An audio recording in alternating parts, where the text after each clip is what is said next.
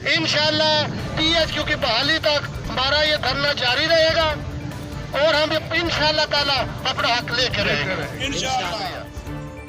खबर शामिल करते हैं मंडी बहावलदीन से। मंडी बहावलदीन DHQ हॉस्पिटल की पुरानी इमारत से सहूलियात ख़त्म करने पर ताजिर तंजीमों की कॉल पर अंदरून शहर में मुकम्मल शटर डाउन हड़ताल और एहतजाजी धरना।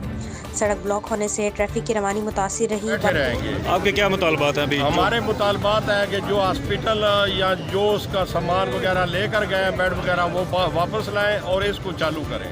वही बाबर अली की रिपोर्ट के मुताबिक मंडी बहावलदीन में नए DHQ हॉस्पिटल को फंक्शनल करने के बाद पुराने हॉस्पिटल से सहूलियात के खात्मे और इसे THQ हॉस्पिटल का दर्जा ना देने के खिलाफ ताजिर तंजीमों और मैकेनिकल यूनियन की कॉल पर शहर में शटर डाउन हड़ताल की गई। दुकानदारों ने कॉलेज चौक को बंद कर दिया और एहतजाजी धरना दिया।